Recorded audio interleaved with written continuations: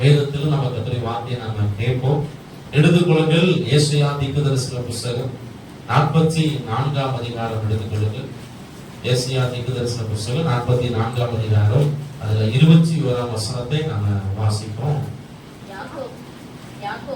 யாக்கோபே, இஸ்ரவேலே, இவைகளை நினை, நீ என் தாசன், நான் உன்னை உருவாக்கினேன், நீ என் தாசன், இஸ்ரவேலே, நீ என்னால் மறக்கப்படுவதில்லை. கவனிக்க, ஆண்டவர் வாக்குத்தத்தமாய் ஒரு வார்த்தையை தேவன் நமக்கு நினைவுபடுத்துகிறார். வேதம் சொல்கிறது, நீ என்னால் மறக்கப்படுவதில்லை. மறக்கப்படுவதில்லை என்றால் என்ன அர்த்தம் அப்படின்னா, மறக்க மாட்டேன். அப்ப நம்மை உருவாக்கின, நம்மை ஆசீர்வதிக்கிற, நம்மை பலப்படுத்துகிற நம்முடைய ஆண்டவர் நம்மை ஒருபோதும் மறவாதவர் என்பதை நம்ம ஆழமாக நம்முடைய இருதயத்துக்குள்ளாக வைக்கணும். என கர்த்தர் சொல்லியிருக்கிறார், நான் உன்னை மறப்பது இல்ல, நான் உன்னை ஒருபோதும் மறக்க மாட்டேன் என்று கர்த்தர் வாக்குத்தத்தமாய் நமக்கு சொல்லி இருக்கிறார். பல வேளைகளில் நமக்கு எண்ணங்கள் வருகிறது, கர்த்தர் நம்மள மறந்துட்டார் போல. அப்படிப்பட்ட சூழ்நிலைகளை என்ன செய்கிறான்? சாத்தான் நம்முடைய வாழ்க்கையில் அனுமதிக்கிறான். நிறைய பேர் சொல்வதை கேட்டு இருக்கிறோம், ஆண்டவர் எங்களை மறந்துட்டார் போல, ஆண்டவர் என் பிள்ளைகளை மறந்துட்டார் போல அப்படிங்கிற எண்ணங்கள் பல வேளைகளில் நமக்கு வருகிறது. ஏன்னா நீங்க யாத்திராகம புத்தகத்துல வாசி பார்க்கிற போது, இஸ்ரவேல் ஜனங்கள் 40 ஆண்டுகள் வனாந்தரத்தின் வழியாக கர்த்தர் நடத்தி கொண்டு வந்தார். ஒவ்வொரு நாளும் அக்னி ஸ்தம்பம் இருந்தது, மேக ஸ்தம்பம் இருந்தது. மேக ஸ்தம்பம் புறப்படுகிற போது, அக்னி ஸ்தம்பம் புறப்படுகிற போது இஸ்ரவேல் ஜனங்கள் பிரயாணப்பட்டார்கள். கர்த்தருடைய தூதன் அவர்கள் முன்பாக நடந்து சென்றார். அவர்கள் என்றைக்கு யோர்தானை கடந்து இஸ்ரவேல் தேசத்துக்குள்ளாக சென்று அங்க இருக்கிற தானியத்தை புசித்தார்களோ அந்த நாள் வரைக்கும் மன்னா பெய்தது. என்னைக்கு இஸ்ரவேல் தேசத்துடைய தானியத்தை புசிக்கிற போது, கானான் தேசத்துடைய தானியத்தை புசிக்கிற போது அனைத்தும் மன்னா நிப்பாட்டப்பட்டது. அது வரைக்கும் 40 ஆண்டுகள் கர்த்தர் ஒவ்வொரு நாளும் காலை வேளையில கர்த்தர் மன்னாவை என்ன செய்தார்? கொடுத்தார். இவ்வளவு நன்மைகளை கர்த்தர் செய்தார். உபாகமத்துல வாசிக்கிறோம், மோசே சொல்லுவார், இந்த 40 ஆண்டு காலம் முழுவதும் கர்த்தர் உங்களோடு இருந்தார். ஒரு தகப்பன் தன் பிள்ளையை சுமந்து கொண்டு வருவது போல உங்களை சுமந்து கொண்டு வந்தார், உங்களுக்கு ஒன்றும் குறைவுபடவில்லை என்று சொல்லி மோசே சொல்லுகிறார். அப்ப 40 ஆண்டுகள் கர்த்தர் மேக ஸ்தம்பத்தினாலும் அக்கினி ஸ்தம்பத்தினாலும் மன்னாவினாலும் கர்த்தர் கூட இருந்தார். ஆனா நீங்க யாத்திராகமம் 17ஆம் அதிகாரம் 7ஆம் வசனம் வாசி பார்த்தீங்கன்னா, இஸ்ரவேல் ஜனங்கள் சொன்ன வார்த்தை, கர்த்தர் எங்கள் நடுவில் இருக்கிறாரா இல்லையா? குடிக்கிறதுக்கு தண்ணீர். உடனே மோசேட்ட போய் சண்டைக்கு போறான். சண்டை நடக்கு. அப்பதான் ஒரு வார்த்தை வருகிறது, ஆண்டவர் எங்கள் நடுவில் இருக்கிறாரா இல்லையா? அப்ப எவ்வளவு பெரிய கேள்வி. இவ்வளவு நன்மைகளை செய்த ஆண்டவர் கூட தான் இருக்கிறார், விலகி போகல. ஒரு சின்ன ஒரு சூழ்நிலை வருகிற போது, ஒரு சின்ன ஒரு நெருக்கம் வருகிற போது கேள்வி, ஆண்டவர் எங்க கூட இருக்கிறாரா அப்படின்னா, ஆண்டவர் எங்களை மறந்துட்டாரா?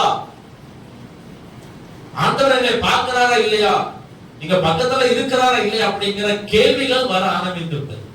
அப்ப வேதம் சொல்லுகிறது, நம்முடைய ஆண்டவர் நம்மை மறவாதவர். சூழ்நிலைகளை வைத்து ஆண்டவரை கணக்கு படக்கூடாது. சூழ்நிலைகள் எப்படி வேணா போகலாம், நம்முடைய ஆண்டவர் நம்மை மறவாதவர். நம்முடைய ஆண்டவர் நம்மை மறவாதவர் என்கிற எண்ணங்கள் நம்முடைய இருதயத்துக்குள்ள ஆழமா இருக்குமானால், எப்பேற்பட்ட சூழ்நிலையா இருந்தாலும் தேவன் நம்மை நடத்துவதற்கு, நம்மை பாதுகாப்பதற்கு, நம்மை பலப்படுத்துவதற்கு அவர் போதுமானவராக இருக்கிறார். ஏன் அப்படின்னா, நீங்கள் ஒரு வசனத்தை வாசி பார்க்கிற போது, லூக்கா சுவிசேஷ புத்தகம் 12ஆம் அதிகாரம் 6ஆம் வசனம் வாசி பார்த்தீங்கன்னா, 2 காசுக்கு 5 அடைக்கலான் குருவிகளை விற்கிறார்கள் அல்லவா, அவைகளில் ஒன்றையாகிலும் தேவன் மறப்பது இல்லையே. வசனம் அப்படின்னா என்ன? இயேசு சொல்றது, எப்ப 2 காசுக்கு 5 அடைக்கலான் குருவிகளை தான். அந்த அடைக்கலான் குருவிகளை ஒண்ணு கூட கர்த்தர் மறக்க மாட்டார். இந்த வசனம் சொல்கிறது, அந்த அநேக அடைக்கலான் குருவிகளை பார்த்து நாம விசேஷித்தவர்களா இருக்கிறோம். ஒரு சாதாரண ஒரு அடைக்கலான் குருவியை கூட கர்த்தர் மறக்க மாட்டார் என்றால், நாம தேவனுடைய பிள்ளைகளா இருக்கிறோம். அப்படி ரத்தத்தால் கழுவப்பட்டவர்கள் நம்மை தேவன் எப்படி மறப்பார்? வசனம் சொல்றது, அடைக்கலான் குருவிகளை பார்த்து நாம விசேஷித்தவர்களா இருக்கிறோம். அடைக்கலான் குருவியை மறக்காத ஆண்டவர், அவரை ரத்தத்தால் கழுவப்பட்டு அவருக்காக உலகத்தில் சாட்சியை ஜீவிக்கிற நம்மை கர்த்தர் எப்படி மறந்து போவார்? நம்முடைய ஆண்டவர் நம்மை மறப்பது மறப்பது இல்ல. ஏசாயாவின் வசனம் வாசி பாத்தீங்கன்னா 49ஆம் அதிகாரம் 15ஆம் வசனத்துல ஸ்திரீயானவள் தன் பாலகனை மறப்பாளோ, அவள் மறந்தாலும் நான் உன்னை மறக்க மாட்டேன். இந்த வசனத்தை வாசி பார்க்கிற போது ஒரு எண்ணம் என்ன அப்படின்னா, எப்படி ஒரு தாய் பெற்ற பிள்ளைய மறப்பாங்க? அது என்ன வரும்ல, வசனம் சொல்றது ஸ்திரீயானவள் தன் பாலகனை மறப்பாளோ. அப்போ ஒரு தாயானவள் எப்படி பிள்ளைகளை மறப்பாள் அப்படிங்கிற எந்த. ஆனா உலக பிரகமா நீங்க பாத்தீங்கன்னா எத்தனையோ பேர் பிள்ளைகளை பெற்றெடுத்து குப்பை தொட்டில போட்டு போயிருக்கிறாங்க. எத்தனையோ பேர் பிள்ளைகளை பெற்றெடுத்து வாய்க்கால்ல சாக்கடையில என்ன பண்றதுக்காக போட்டிருக்கிறாங்க. நிறைய செய்திகளை பார்க்க நானே ஒரு சில பேர் கண்ணாதா பார்த்திருக்கிறேன். ரோட்ல நடந்த பிள்ளைலாம் எடுத்து இன்னைக்கு வரைக்கும் வளர்க்கிற ஆட்களும் இருக்கிறார். இந்த பிள்ளைய பார்த்தேன், ரோட்ல ஒரு பொம்பளை பிள்ளை எடுத்து இன்னைக்கு வரைக்கும் வளர்ச்சி பெரிய பிள்ளை ஆக்கிட்டாங்க. அப்ப அவங்க பிள்ளைய பெற்று போட்டு அவங்க போறாங்க. அப்ப வசனம் சொல்லுது, ஸ்திரீயானவள் தன் பாலகனை மறந்தாலும் நான் என்ன செய்ய மாட்டேன், ஒருபோதும் மறக்க மாட்டேன். அப்ப உலக பிரகாரமான அன்பு ஒழிஞ்சு போவதற்கு வாய்ப்புகள் இருக்கு. ஒழியாது என்று யாரும் உத்தரவாதம் கொடுக்க முடியாது. உலக அன்பு என்ன செய்யலாம், குறையலாம், கூடலாம். ஆனா கர்த்தருடைய அன்பு என்னைக்குமே நிலையானது. ஆண்டவர் என்னைக்குமே நம்ம மேல அன்பு இல்லாத தேவனா இருக்கிறார். அன்பானது பெருகி கொண்டேதான் போகிறது, இரக்கம் பெருகி கொண்டேதான் போகிறது, கிருபைகள் பெருகி கொண்டேதான் போகிறது. அப்போ ஒரு காரியத்தை மறந்துடக்கூடாது. இந்த புதிய ஆண்டுல நம்முடைய ஆண்டவர் என்னை மறவாதவர், கர்த்தர் என்னை மறக்க மாட்டார், ஆண்டவர் என் பிள்ளைகளை மறக்க மாட்டார், ஆண்டவர் நான் செய்கிற எல்லாவற்றையும் நினைவில் வைத்துக் கொள்வார் என்கிற எண்ணம் நமக்கு வசனம் அதான் சொல்லுகிறது. இஸ்ரவேலே, நான் உன்னை மறப்பதில்லை. அடைக்கலான் பிரிவுகளை நினைவில் வைத்திருக்கிற ஆண்டவர் நம்மையும் நினைவில் வைத்து நமக்கு வேண்டிய எல்லாவற்றையும் கொடுத்தவர் போதுமானவர் இருக்கிறார். அப்ப இந்த வாக்கு தத்தங்கள் வேதத்தில் சொல்லப்பட்டிருக்கிறது. இந்த வாக்கு தத்தத்தின்படி தெய்வம் நம்முடைய குடும்பத்தை என்ன செய்யணும், நினைக்கணும். ஏன்னா மறந்து போவது ரொம்ப கடினமான காரியம். ஒரு மனிதன் மறக்கப்பட்டிருப்பானால் அவருடைய நிலைமை ரொம்ப மோசமாயிடும். என்னைக்குமே நீங்களும் நானும் கர்த்தருடைய நினைவில் நாம் இருக்கணும். நினைவில் இருக்கிறத ரெண்டு காரியம் இருக்கு. என்ன அப்படின்னா, மறந்து போவதுல காரியம் ரெண்டு காரியம் என்ன அப்படின்னா, ஒண்ணு மொத்தத்துக்கும் மறந்துடுது, இரண்டாவது நினைவில் இருந்தாலும் கண்டுகொள்ளாமல் இருக்கும். ரெண்டு காரியம் இருக்கு மறந்து போறதுல. முதலாவது, மொத்தத்துக்கே மறந்து போது நீ யாருப்பா அப்படின்னு கேட்கிற ஆட்களும் இருக்கிறார். இரண்டாவது, நினைவில் இருந்தாலும் கண்டுகொள்ளாமல் இருக்கும். கடந்த நாட்களில நம்முடைய பஸ் ஸ்டாண்ட்ல ஒரு வால் போஸ்ட் ஒண்ணு ஒட்டி இருந்தாங்க. ஒரு அரசியல் கட்சி வால் போஸ்ட், ஒரு நினைவு நாள் நினைக்கிறது. அதுல ஒரு வாசகம் எழுதிருச்சு. என்ன வாசகம் எழுதிருச்சு அப்படின்னா, உங்களை மறந்தால் தானே நினைப்பதற்கு. உலக பிரகாரமான ஒரு ஆளு எழுதுறாரு, உங்களை மறந்தால் தானே நினைப்பதற்கு. நீங்க எப்பயுமே எங்க நினைவு தானே இருக்கிறீங்க, நாங்க எப்படி மறந்து போவோம்? நினைவு நாள் கொண்டாட்டம் அப்படின்னு சொன்னா பாத்தீங்களா, நினைவு நாள் உங்களை நாங்க மறக்கவே இல்லை, ஒவ்வொரு நாள் நாங்க நினைச்சுட்டு தான் இருக்கிறோம். அப்ப நம்மை படைத்த ஆண்டவர் நம்ம எல்லாம் எப்படி மறந்து போவா? அதை நம்ம என்ன செய்யக்கூடாது, நினைவுல வைக்கணும். கர்த்தருடைய நினைவுகளில் நம்ம அனுதினமும் இருக்கிறவர்களா இருக்கணும். கர்த்தரால் மறக்கப்பட்டவர்கள் நம்ம ஒருபோதும் என்ன செய்யக்கூடாது, மாறிடக்கூடாது.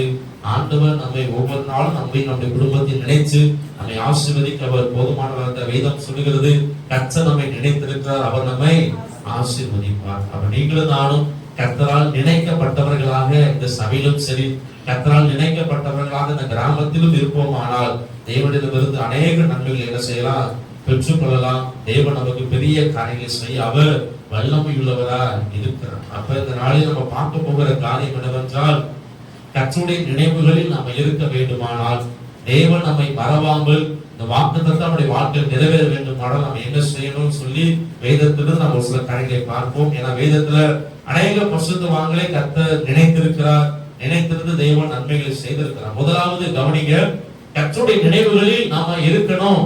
ஆண்டவர் நம்மை மறந்துடாம நமக்கு சொன்ன வார்த்தையை கர்த்தர் நிறைவேற்ற வேண்டுமானால் முதலாவது நீங்களும் நானும் கர்த்தருடைய வார்த்தைக்கு கீழ்ப்படுகிறவர்களாக இருக்கணும். ஏன்னா நீங்கள் ஆதியாகமம் 12:4 வாசி பார்த்தீங்கன்னா, 75வது வயதுல கர்த்தர் ஆபிரகாமுக்கு வாக்குத்தத்தம் கொடுக்கிறார். வாக்குத்தத்தம் வந்த உடனே ஆபிரகாம் எதையுமே யோசிக்காம வீட்டை விட்டு என்ன செய்கிறார், வெளியே வர ஆரம்பிச்சிட்டார். வெளியே வந்தோடனே வாக்குத்தத்தம் வருகிறது. கர்த்தர் ஆபிரகாமோட பேசிக்கிட்டே இருக்கிறாரு. இடையில பாத்தீங்கன்னா சாராளுக்கு குழந்தை இல்லை.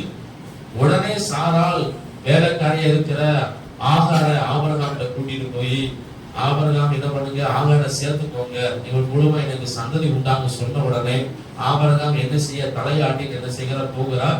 86வது வயதுல ஆகாருக்கு இஸ்மவேல் பிறக்கிறான். வயசு ஞாபகம் வச்சுக்கணும். 75 வயதுல வாக்குத்தத்தம் வருகிறது. கர்த்தர் பேசுகிறார். குறிப்பிட்ட நாளுக்கு முன்னதாக ஆகார் இடத்தில் இஸ்மவேலை ஆபிரகாம் பெற்றெடுக்கிறார். திரும்பலாக வசனம் சொல்லுகிறது, ஆபிரகாம் 99 வயதான போது கர்த்தர் ஆபிரகாமுக்கு தரிசனமாகி, ஆபிரகாமே நீ எனக்கு முன்பாக நடந்து உச்சமனாய். 86 வயசு. அடுத்து 99 வயசுல கர்த்தர் பேசுகிறார். இடைப்பட்ட நாட்கள் பல ஆண்டுகள் கர்த்தர் பேசுற, அதற்கு ஆதாரம் இல்லை. 75 வயசுக்கு மேல கர்த்தர் கொஞ்சம் பேசினா, இடையில அந்த இஸ்மவேல் பிறக்கிறார். திரும்ப 99 வயசுல ஆண்டவர் பேசுகிறார். அப்ப இடைப்பட்ட நாட்களில் கர்த்தர் பேசுனதாக பல ஆண்டுகள், அதுக்கு முன்னாடி குறிப்புகள் வேதத்துல இல்ல. அதுக்கப்புறம் பாத்தீங்கன்னா ஆண்டவர் தரிசனமாய் பேசுவார். ஒரு 3 புருஷர்களை கர்த்தர் வீட்டுக்கு அனுப்புவார். அவர்கள் வருவார்கள், வாக்குத்தத்தத்தை உறுதிப்படுத்துவார்கள். 100வது வயதுல ஆபிரகாமுக்கு ஈசாக்கு பிறக்கிறார். அப்படின்னா என்ன? ஆண்டவர் தன்னுடைய வாக்குத்தத்தத்தை மறந்து போகல. ஆபிரகாமுக்கு நினைவு இருக்கலாம். ஆபிரகாம்கிட்ட ஆண்டவர் ஆபிரகாமோட பேச ஆயத்தம் இருந்திருக்கலாம். ஆபிரகாம் பேசினாரா என்னன்னு தெரியும். அப்ப இத்தனை ஆண்டுகள் ஒரு கால இடைவெளி இருந்தாலும் கர்த்தர் தம்முடைய சொன்ன வார்த்தையை மறக்காமல் திரும்ப ஒரு 3 புருஷர்களை அனுப்பி வாக்குத்தத்தத்தை உறுதிப்படுத்தி 100வது வயதில் கர்த்தர் ஆபிரகாமுக்கு ஈசாக்கை கொடுத்தார். அப்ப நம்முடைய ஆண்டவர் மறவாதவர். கர்த்தர் ஒரு வார்த்தை சொல்லிட்டால் எத்தனை ஆண்டுகள் ஆனாலும் நமக்கும் மறந்து போனாலும் தேவன் அதை நினைவுபடுத்தி, ஒரு சில பேர் சொல்றதை நான் கேள்விப்பட்டிருக்கிறேன். என்ன அப்படின்னா, கர்த்தருடைய வாக்குத்தத்தங்கள் அந்த அவர் சொன்ன என்ன சொன்னார் அப்படின்னா, எனக்கு ஆண்டவர் சொன்ன வாக்குத்தத்தம் ஞாபகம் இல்லை, ஆனா ஒரு குறிப்பிட்ட நாளில ஒரு வார்த்தை கர்த்தர் எனக்கு ஞாபகப்படுத்தினார். பல வேளைகளில் நமக்கு வாக்குத்தத்தங்கள் மறந்து போகலாம். ஆனா வாக்குத்தத்தங்கள் மறந்தாலும் அந்த வாக்குத்தத்தத்தை கர்த்தர் என்ன செய்கிறார், பல வேளையில் நமக்கு நினைவுபடுத்துகிறார். நினைவுபடுத்துகிற போது நாம் அதற்காக ஜெபிக்கிற போது கர்த்தர் அந்த வார்த்தையை சிவன் நிறைவேற்றும். நமக்கு மறந்து போகலாம், ஆண்டவர் மறக்க மாட்டார். ஏன்னா வேதம் சொல்றது வாக்குத்தத்தம் மறுத்தவர் உண்மை உள்ளவர். அதனாலதான் ஆண்டவர் சடக்கு யார்ட்டையும் பேச மாட்டார். சடகடலாம் பதில் வராது. நம்முடைய ஆண்டவர் பொறுமையாக நிதானமாய் பேசுவார். கர்த்தர் ஒரு வார்த்தை சொன்னால் அது நிச்சயமாய் நடக்கும். நாம படபட நிறைய வார்த்தை பேசுறோம், பேசுகிறதுக்கு நாம சேர்ந்து இல்லை. ஆனா ஆண்டவர் அப்படி இல்லை. ஆண்டவர் நிதானமாய் பேசுகிறவர், பொறுமையாய் பேசுகிறவர். கர்த்தருடைய வார்த்தை வந்தால் நிச்சயமாய் நடக்கும். அப்ப முதலாவது ஆபிரகாம் கர்த்தருடைய வார்த்தைக்கு கீழ்ப்படுகிற மனிதனாய் இருந்ததுனால கர்த்தருடைய வார்த்தையை கர்த்தர் என்ன செய்தார், நிறைவேற்றுகிறது. நீங்களும் நானும் கர்த்தருடைய வார்த்தைக்கு கீழ்ப்படுகிற இருதயம் நமக்குள் இருக்குமானால் ஆண்டவர் நம்மை ஒருபோதும் நம்ம என்ன செய்ய மாட்டார், மறக்க மாட்டார்.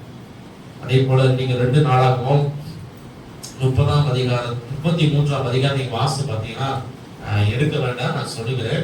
எசேக்கியா ராஜா என்கிற ஒரு ராஜா இருந்தால், கர்த்தரை நம்பிக்கை இருந்த ஒரு பெரிய மனிதர். அவர் தான் 15 ஆண்டுகள் கர்த்தர் என்ன செய்தார், கூட்டி கொடுத்தார். இந்த 15 ஆண்டுகள்ல ஒரு பையன் பிறக்கிறான். அவன் பேர் மனாஸ். மனாசைக்கு 12 வயசு ஆயிடுச்சு. 12 வயசுல ராஜாவாகிற ஒரு பொறுப்பு மனாசைக்கு வருகிறது. மனாசை ராஜாவான உடனே நிறைய தப்பு செஞ்சு ஆரம்பிச்சிட்டார். ஊருக்குள்ள பலிபடத்தை கட்டுறது, விக்கிரங்களுக்கு என்ன செய்ய பலி செலுத்த ஆரம்பிக்க சொல்லி நிறைய தீமைகளை மனாசை செய்தார். ஆண்டவர் தீர்க்கதரிசிகளை அனுப்பினார். மனாசை என்ன செய்யலாம், காது கொடுத்து கேட்கல, எச்சரிக்கை கொடுத்தார், எப்ப நீ செய்யாத. இருந்தாலும் என்ன செய்தான், தவறு செய்தான்.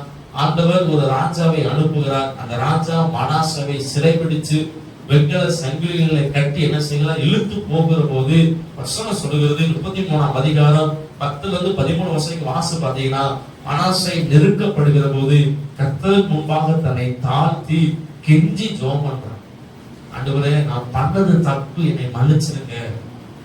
தன்னை தாழ்த்தி வேதம் சொல்லுகிறது, அவருடைய கெஞ்சுதலுக்கு ஆண்டவர் இறங்கி திரும்ப அவனை எருசலேமுக்கு கூட்டி வந்தார். கர்த்தரே தேவன் என்று மனாசை அறிந்து கொண்டார். அப்படின்னா வசனத்துல என்ன புரியுது, தவறு செய்த ஒரு மனிதர் ஆனா நெருக்கப்படுகிற போது அதை உணர்ந்து கர்த்தருடைய வார்த்தைக்கு கீழ்ப்படிந்து தன்னை ஒப்புக் கொடுக்கிற போது ஆண்டவர் மனாசேவை நினைத்து ஒரு விடுதலை கர்த்தர் கொடுத்தார். அப்ப நீங்களும் நானும் கர்த்தருடைய வார்த்தைக்கு கீழ்ப்படுகிற ஒரு இருதயம், கர்த்தருடைய வார்த்தைக்கு கீழ்ப்படுகிற ஒரு எண்ணம் நமக்கு இருக்குமானால், இக்கட்டான நேரத்தில், நெருக்கடியான நேரத்தில் நம்ம ஒப்பு கொடுக்கிற போது கர்த்தர் நிச்சயமா நம்மை மறவாமல் நம்ம நினைக்க அவர் போதுமானவர் இருக்கிறார். ஆதரவில் சொன்ன நம்முடைய ஆண்டவர் நெருக்கப்படுகிற நாட்களில் தஞ்சமானவர். அவர் தான் நமக்கு இக்கடிலிருந்து உதவி நமக்கு உதவி நமக்கு தேவை. அதற்கு ஆண்டவர் நம்ம என்ன செய்யக்கூடாது, மறந்துடக்கூடாது. கர்த்தருடைய நினைவுகளில் நம்ம இருக்க வேண்டுமானால் என்ன செய்யணும், கர்த்தருடைய வார்த்தைக்கு கீழ்ப்படியணும். யோனாவை குறித்து நம்ம பார்க்கிறோம். கீழ்ப்படியாத ஒரு மனிதன், பிரச்சனை வந்தது, கீழ்ப்படிந்தார். ஆண்டவர் அவனை நினைத்து ஒரு பெரியதான அற்புதத்தை என்ன செய்தார். ஏன் அப்படின்னா கீழ்ப்படிதல் ரொம்ப ரொம்ப முக்கியம். அநேக செய்திகளை நாம கேட்டு இருக்கிறோம், அதை நம்முடைய வாழ்க்கையில அபியாசப்படும். என்ன அப்படின்னா, உலக சார்களுக்கும் நமக்கு இருக்கிற ஒரு ஒற்றுமை, வேற்றுமைகள் இருக்கு. ஆனால் ஒரு முக்கியமான ஒற்றுமை என்ன அப்படின்னா, இந்த கீழ்ப்படிதல்ல நமக்கும் உலகத்தாருக்கும் நிறைய ஒற்றுமை இருக்கு. ஏன் அப்படின்னா, உலகத்தாரும் கீழ்ப்படிய மாட்டாங்க, நம்மளும் கீழ்ப்படிய மாட்டாங்க. அதுலயும் கீழ்ப்படிதல் என்ன அப்படின்னா, நீங்க பொதுவா கர்த்தருடைய பார்வையில சிறிய பாவங்கள் பெரிய பாவங்கள் அப்படி இல்லை, எல்லாமே பாவங்கள். ஆனா நம்முடைய பார்வையில இது சின்ன தப்பு, அது பெரிய தப்பு அப்படின்னு இருக்கு. விபச்சாரம் செய்வது பெரிய பாவம், கொலை செய்வது பெரிய பாவம், கட்டளை சொன்ன பொய் சாட்சி சொல்வது அது நமக்கு இன்னைக்கு சின்ன பாவமா மாறிடுச்சு. அப்படி உலகத்துல பெரிய பாவம் அதெல்லாம் செஞ்சிருக்கானா, சின்ன பாவம், சின்ன பொய் சொல்றதான, இதுல என்ன தப்பு இருக்கு அப்படிங்கிற எண்ணங்கள் நமக்கு நிறைய வந்துருச்சு. அப்ப இன்னைக்கு நம்ம நிறைய பேர் அந்த சின்ன சின்ன காரியத்தில் கீழ்ப்படுகிற நிலைமை குறைஞ்சிருச்சு.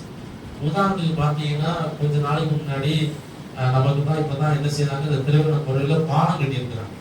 கொஞ்ச நாளைக்கு முன்னாடி அந்த பாலத்துல சைட்ல அந்த கருப்பு வெள்ளை பெயிண்ட் அடிச்சு 4 பக்கமும் இந்த 2 பக்கம் ஒட்டியிருக்காங்க, அரசு சுவர் விளம்பரம் செய்யாதீங்க. நீங்க திருவேங்கட மொழினா நீங்க பாருங்க, அந்த இடத்துல இந்த பக்கம் வந்து 2 பக்கம் இங்கிட்டு 2 இங்கிட்டு 4 இடத்துல எழுதிருக்காங்க, அரசு சுவர் விளம்பரம் செய்யாது. இப்ப போய் பாத்தீங்கன்னா அது பக்கத்துல ஒரு வால் போஸ்ட் ஒட்டியிருக்காங்க. என்ன போட்டிருக்கு, அரசு சுவர் விளம்பரம் செய்யாது. பக்கத்துல ஒரு வால் போஸ்ட் ஒட்டி இருக்கு. வாசிக்க தெரியாதா? எப்ப ஒட்டக்கூடாதுன்னு போட்டு ஒட்டலாமா? ஒட்டுவதற்கு நிறைய இடம் இருக்கு, எங்க வேணாலும் போய் ஒட்டிக்கலாம். ஒட்டக்கூடாதுன்னு பெயிண்ட் அடிச்சு எழுதாம போட்டிருந்தாங்க, ஒட்டலாம். எழுதி போட்டிருக்காங்க, பெரிய பழம் இருக்கு, அந்த பக்கத்துல இருக்க சின்ன பழத்தை ஒட்டி வச்சிருக்காங்க. நான் நினைச்சு பார்த்தேன், என்னடா எழுதி இருக்கு, அவன் ஒட்டிட்டு போறான். ஒட்டாம இருக்குது நிறைய இடம் இருக்கு, அங்க போய் ஒட்டிக்கலாம். அங்க ஒட்டணுங்கிற அவசியம் இல்ல. அதை நம்ம செய்யாம அவங்களால இருக்க முடியும். அதே போல நம்முடைய வாழ்க்கையில சின்ன சின்ன காரியங்கள் அதை நம்ம பெருசா எடுத்துக்கிறது இல்லை. நான் கொலை செய்யல, நான் விபச்சாரம் பண்ணல, நான் அது பண்ணல இது பண்ணல சொல்லிட்டு பொய் சொல்றது, ஒரு விரோதமாய் பேசுவது, பகையை இருதயத்துக்குள்ளாக வளர்த்துக் கொள்வது, கசப்பை இது நமக்கு பெருசா தெரியல. அதெல்லாம் தவறு அப்படிங்கிற எண்ணம் இன்னைக்கு உலகத்துல மாறி போச்சு. அதெல்லாம் யாரு செய்யாம இருக்கா, எல்லாரும் தான் செய்யறாங்க, நானும் செய்யலாம் அப்படின்னா அது நல்லா இருக்காது. அப்ப நம்முடைய வாழ்க்கையில சின்ன சின்ன காரியங்களில் கீழ்ப்படுகிற எண்ணங்கள் நம்முடைய இருதயத்தில் இருக்குமானால், என வேதம் சொல்லுகிறது, கொஞ்சத்தில் உண்மையா இருந்தால் கர்த்தர் அநேகத்தின் பேரில் கர்த்தர் அதிகாரியாக வைப்பார். பெரிய காரியம் நம்ம சரியா இருக்கிறோம், சின்ன காரியத்தை தேவன் எதிர்பார்க்கிறார். அந்த சிறிய காரியங்களில் நம்முடைய கீழ்ப்படுதல் நம்ம கர்த்தருக்கு காண்பிப்போமானால் கர்த்தர் நிச்சயமா நம்மை நினைத்து நம்மை ஆசீர்வதிக்க அவர் வல்லமையுள்ளவர் இருக்கிறார். முதலாவதாக கர்த்தருடைய வார்த்தைக்கு கீழ்ப்படிந்தால் அவர் நம்மை ஒருபோது மறக்க மாட்டார். இந்த வாக்கு தத்தம் நிச்சயமா நம்முடைய வாழ்க்கையில் என்ன செய்யும், நிறைவேறும். அப்ப நான் உன்னை மறப்பதில்லை இந்த வார்த்தை நிறைவேற வேண்டுமானால் என்ன செய்யணும், கர்த்தருடைய வார்த்தைக்கு கீழ்ப்படுகிறவர்களாக. இரண்டாவதாக முக்கியமான ஒரு காரியம், கர்த்தருடைய நினைவுகளில் நாம் இருக்க வேண்டுமானால் கர்த்தரோடு இருக்கணும். முதலாவது கீழ்ப்படியணும், இரண்டாவது கர்த்தரோடு இருக்கணும். வேதத்துல வாசி பாத்தீங்கன்னா யோசேப்பு வாழ்க்கையில வாசி பார்க்கணும். 14 வயதில் கர்த்தர் சொப்பனத்தை கொடுக்கிறார். சொந்த சகோதரர்கள் யோசேப்பை மறந்து போனாங்க. தகப்பனாரும் யோசேப்பின் இழப்பை ஒரு வகையில ஏற்றுக்கொண்டார். பொய் சொல்லி ஏமாத்திட்டாங்க. ஒரு துஷ்ட மிருகம் மகனை கொண்டு போச்சு சொன்ன உடனே யாக்கோபுக்கு துக்கம் தாங்கல. கொஞ்சம் காலப்போக்கில் அவர் இருதயத்தை கொஞ்சம் பக்குவப்படுத்திக்கிட்டார். சரி பரவாயில்ல, மகன் இறந்துட்டான், என்ன பண்றது அப்படின்னு பக்குவப்படுத்திக்கிட்டாரு. அதே போல சிறைச்சாலையில் இருக்கிற போது அங்க 2 பேருக்கு சொப்பனம் வருகிறது, 2 பேருக்கு விளக்கத்தை சொல்கிறார். அப்போ ஒருத்தர் சொல்லி அனுப்புறாரு, எப்பா நீ வெளியில போறப்ப இந்த ஒரு விஷயம் நினைத்து பாரும். அவன் வெளியில போனவன் யோசிக்க மறந்து போயிட்டான். ஒரு நாள் 2 நாள் 2 வருஷம் கழிச்சு கர்த்தரே நினைவு கூர்ந்து பார்வோனுக்கு ஒரு சொப்பனத்தை கொடுத்து, அப்ப பானபாத்திர தலைவனுக்கு ஒரு எண்ணம், நமக்கு ஒருத்தர் சொப்பனத்தை விளக்கி காட்டுன்னு சொல்லி யோசிப்பை பத்தி சொன்ன உடனே 30வது வயதில் யோசிப்பு பார்வோனுக்கு முன்பாக கொண்டு வரப்படுகிறார். 13 ஆண்டுகள் குடும்பம் மறந்துருச்சு, உதவி செய்தவர்கள் மறந்து போனார். ஆனா ஆண்டவர் என்ன செய்யல, மறக்கல். அப்ப குடும்பம் மறந்தாலும் உதவி செய்தவர்கள் மறந்தாலும் ஏற்ற நேரத்தில் கர்த்தர் யோசேப்பை நினைத்தருளினார். யோசேப்பை ஆண்டவர் ஒரே இரவுல கர்த்தர் என்ன செய்தார், உயர்த்தி வைத்தார். இதனால யோசேப்பு 13 ஆண்டுகள் கர்த்தரோடு கூட இருந்த ஒரு மனிதன். கர்த்தரை விட்டு விலகி போகல. எனக்கு இவ்வளவு பிரச்சனை, உங்களை ஏன் நான் தேடணும், எனக்கு இவ்வளவு பாடுகள், உங்களை நான் ஏன் நம்பணும் அப்படின்னு என்ன செய்ய யோசேப்பு சொல்லாதபடிக்கு எப்படிப்பட்ட சூழ்நிலைகள் இருந்தாலும் எல்லாவற்றையும் கர்த்தருக்காக தாங்கிக் கொண்டு கர்த்தரோடு ஒரு நல்ல ஒரு உறவுல இருந்ததுனால ஆண்டவர் யோசேப்பை மறவாமல் ஒரே நாளில் ஆண்டவர் என்ன செய்தார், தூக்கி எடுத்தார். நீங்க ஒரு காரியத்தை மறந்துடக்கூடாது. நம்முடைய வாழ்க்கையில ஒரு கஷ்டம் இருக்குன்னு வச்சுக்கோங்களேன், ஒரு பாடு இருக்கு, அது பல மாதங்கள் தொடர்ந்துகிட்டே வருதுன்னு வச்சுக்கோங்க. நீங்களும் ஜெபம் பண்ணிக்கிட்டு இருக்கீங்க, பல மாதங்கள் தொடருது. ஒரு குறிப்பிட்ட நாளில் அந்த பாடுக்கு உண்டான ஒரு தீர்வு கிடைச்சிச்சு அப்படின்னா அது சந்தோஷத்துக்கு அளவு இல்லை. அப்ப இத்தனை மாதங்கள் கஷ்டப்படுறதுக்கு பெருசா தெரியாது. ஒரு வருஷம் நம்ம ஒரு கஷ்டத்துல இருக்கிறோம், ஒரு வருஷமா ஜெபம் பண்றோம், அந்த கஷ்டம் விலகல. ஆனா ஒரு வருஷம் கழிச்சு அந்த கஷ்டம் விலகிடுச்சு அப்படின்னா இத்தனை ஆண்டுகள் இத்தனை மாதங்கள் கஷ்டப்பட நமக்கு பெருசா தெரியாது. அந்த அளவுக்கு தேவன் நம்மை மகிழப்படுவார். ஏன்னா யோசேப்புக்கு 2 பிள்ளைகள் பிறக்கிறார்கள். அந்த பிள்ளை பிறந்த உடனே யோசேப்பு சொல்லுவார், மனாசே எப்ராயிம் 2 பேர் பிறக்கிறாங்க, என் தகப்பன் வீட்டை கர்த்தர் மறக்க பண்ணினார் அப்படின்னு ஒரு பிள்ளைக்கு பேர் வைப்பார். அப்ப யோசேப்பை உயர்த்துகிற போது கடந்த நாட்கள்ல அநேக தீமைகள் வந்து யோசேப்பு சொல்றாரு, நீங்க எனக்கு தீமை செய்யுங்க, ஆண்டவரே அதை என்ன செய்யலாம், நன்மையாக மாற்றினார். அப்ப அவருக்கு எவ்வளவு சந்தோஷம். அந்த சந்தோஷத்துக்கு அந்த தீமைகள் அவருக்கு பெருசா தெரியல. எதனால, கர்த்தரோடு கூட இருந்ததுனால. நீங்களும் நானும் கர்த்தரோடு நம்ம நேரம் செலவுவோமானால், கர்த்தரோடு இருப்போமானால், கர்த்தர் நிச்சயமா நம்மை ஒரு நாளில் நினைத்து நம்முடைய எல்லா துக்கங்களுக்கும் சரியாக, எல்லா பாடுகளுக்கு சரியாக நம்மை மகிழப்ப அவர் போதுமானவர். கர்த்தர் கொடுக்கிற மகிழ்ச்சி விளையாடப்பட்டது, மனசனால கொடுக்க முடியாது. கர்த்தர் கொடுக்கிற சமாதானம் விளையாடப்பட்டது, அது மனதுக்கு ரொம்ப சந்தோஷமா இருக்கு. அந்த அளவுக்கு தேவன் கொடுக்க அவர் வல்லவர். அதற்கு நீங்களும் நானும் தொடர்ந்து விடாமல் கர்த்தரோடு கூட இருக்கிற உறவை என்ன செய்யணும், பாதுகாத்துக் கொள்ளணும். நீங்க சாத்தான் செய்கிற முக்கியமான வேலை நமக்கும் ஆண்டவருக்கு இடையே ஒரு பிரிவை உண்டாக்கும். அதுக்கு பல வழிகள்ல மனுஷங்களை அனுப்பலாம், எதை வேணா அனுப்புவாங்க. எல்லாமே நமக்கு இடத்தலாய் மாறுவதற்கு எல்லா வேலையும் செய்வான்.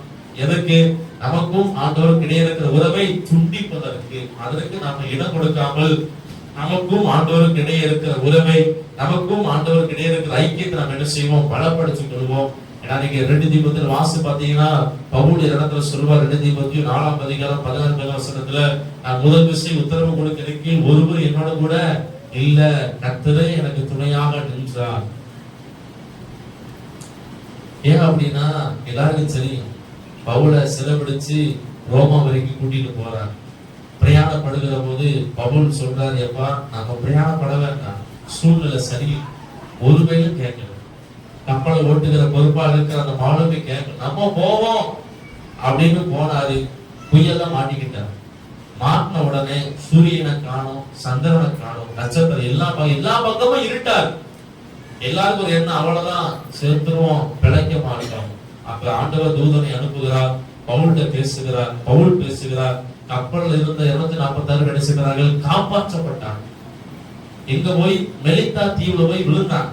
விழுந்த உடனே எல்லாரும் என்ன செய்யறாங்க, நெருப்பு மூட்டை போட எல்லாரும் விறகு பெருக்கிறாங்க. விறகு பெருக்கிற போது ஒரு விறகுக்குள்ள இருந்து ஒரு விரியன் பாம்பு வந்து பவுல கொத்திடுச்சு. நல்லா யோசிப்பாங்க, பவுல் சிறையாக கைதியாக கொண்டு போகப்படுகிற ஒரு மனிதன், ராஜனுக்கு முன்னாடி போய் நிக்கணும், ஒரு கைதி கூட்டிட்டு போறாங்க, ஜீவன் தப்புகிறது, ஒரு தீவுக்குள்ள போறாங்க. எல்லாரும் விறகு பிறக்கிற போது பவுல ஒரு விரியன் பாம்பு கடிச்ச உடனே எல்லாரும் பாக்குறாங்க. என்ன பாக்குறாங்க? எப்ப பவுல் கீழே விழுந்து சாவார்.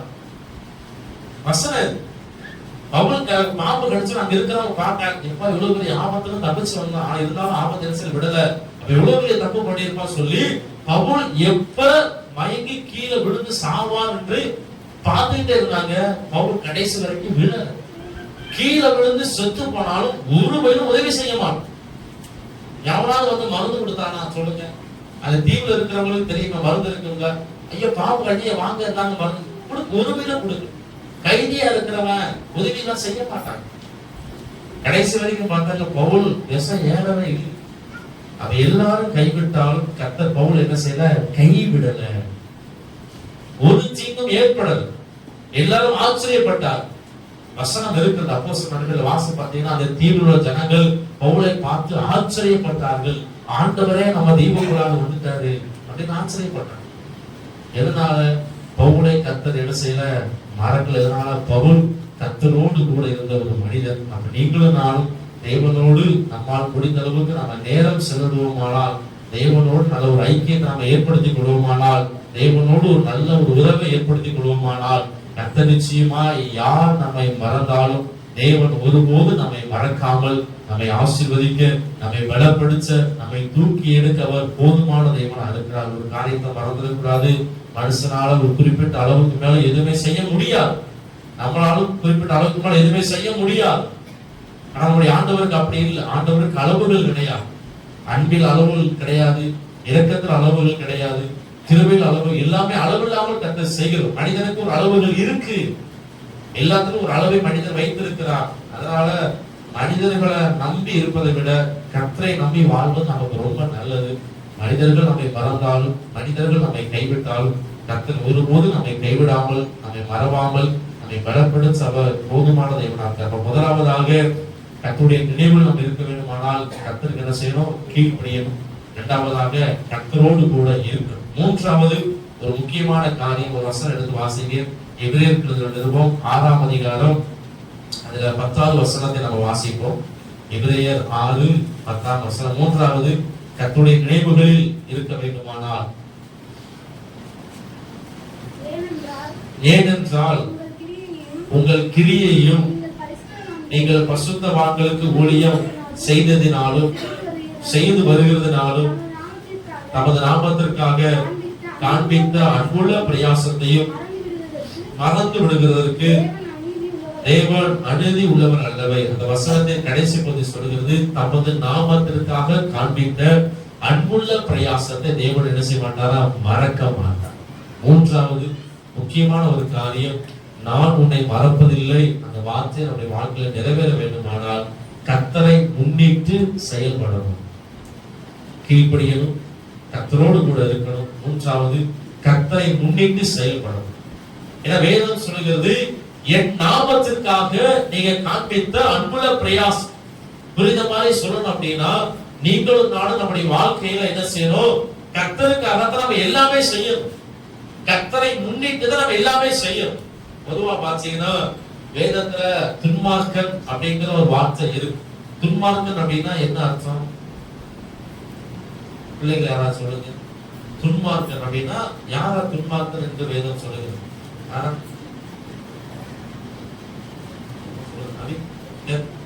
துன்மார்க்கன் தெரியும். துன்மார்க்கன் யார சொல்லுவாங்க?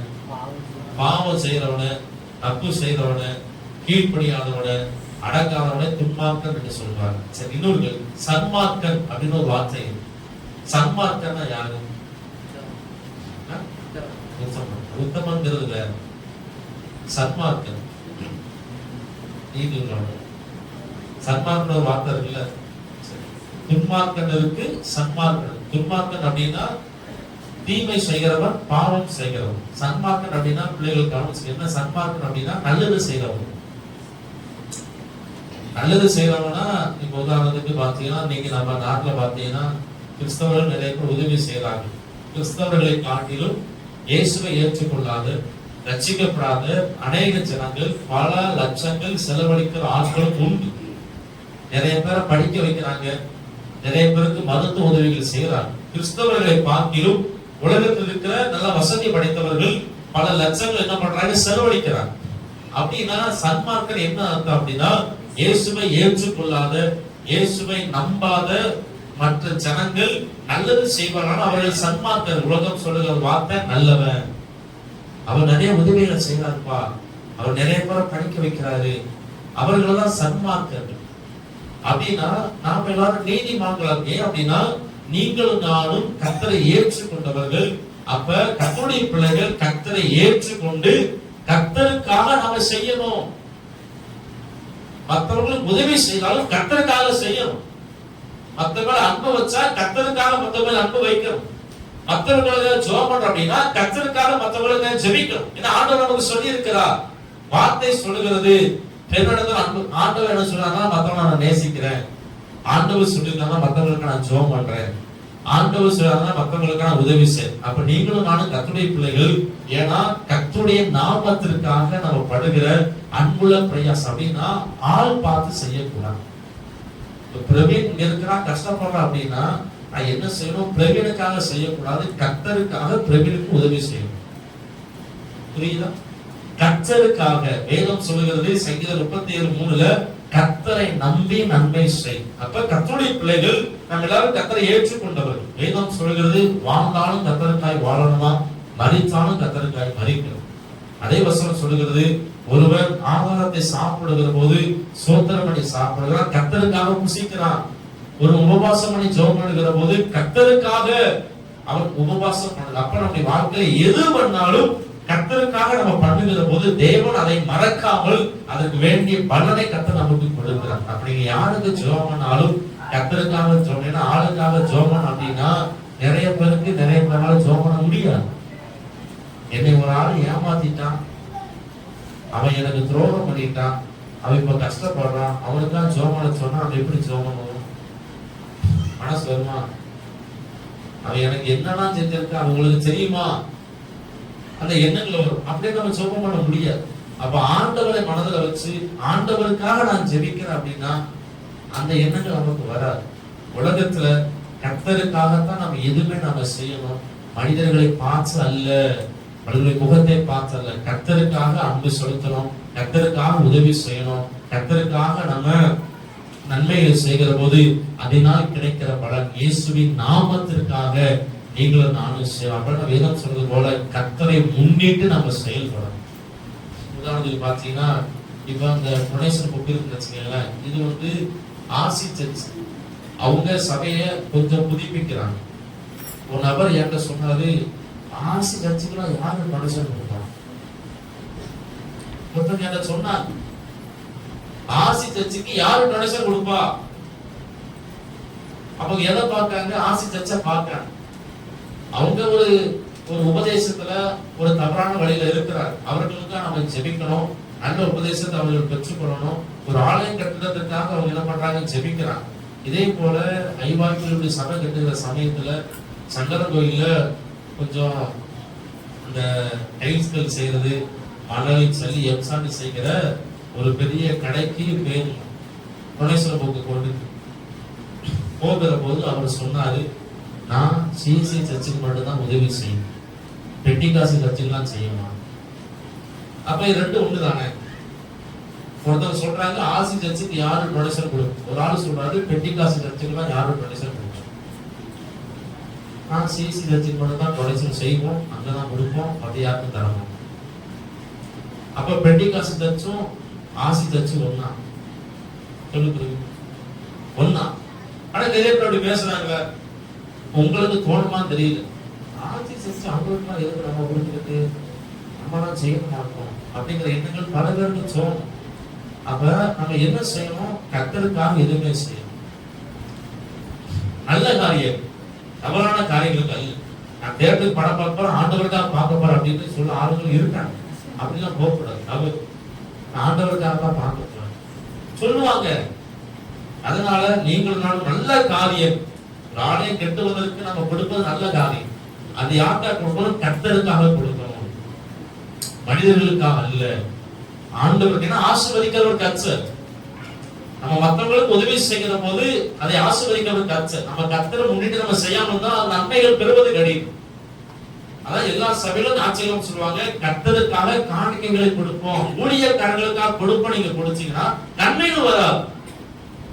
கர்த்தருக்காக, கர்த்தருடைய ஊழியத்திற்காக கொடுக்கிறோம் என்கிற எண்ணம் நமக்குள் இருக்கிற போது கர்த்தர் அதை ஆசீர்வதிக்கிறார். உலகத்துல கர்த்தருடைய பிள்ளைகள் எல்லாவற்றையும் கர்த்தருடைய நாமத்திற்காக நம்ம செய்வோமானால் வேதம் அதான் சொல்லுகிறது, என் நாமத்திற்காக நீங்க காண்பித்த அன்புள்ள பிரயாசத்தை மறந்து விடுகிறதுக்கு அவர் அநீதி உள்ளவர் அல்ல. அப்ப நீங்க என்ன செய்தாலும், சாப்பிட்டாலும் சரி சாப்பிட்டாலும் சரி, எது பண்ணாலும் கர்த்தருக்காக நீங்க செய்வீர்களானால், கர்த்தருடைய நாம மகிமைக்காக நம்ம செய்வோமானால் தேவன் அதை மறப்பது இல்லை. தேவன் அதை நினைவில் வைத்து நம்மை ஆசீர்வதிக்க தேவன் வல்லமை உள்ளவராக இருக்கிறார். அப்ப நான் உன்னை மறப்பதில்லை என்று கர்த்தர் சொல்லியிருக்கிறார். முதலாவது அந்த வாக்குத்தத்தம் நிறைவேற வேண்டுமானால் முதலாவது நம்ம கர்த்தருக்கு கீழ்ப்படுகிறவர்களாக இருக்கணும். இரண்டாவதாக கர்த்தரோடு கூட நாம் என்ன செய்யணும், இருக்கணும். மூன்றாவதாக கர்த்தரை முன்னிட்டு அவருடைய நாமத்துக்காக நம்ம செயல்படுகிற போது கர்த்தர் நிச்சயமா நம்மை நினைவில் வைத்து நம்மையும் நம்முடைய குடும்பத்தையும் ஆசீர்வதிக்க அவர் போதுமானவர்.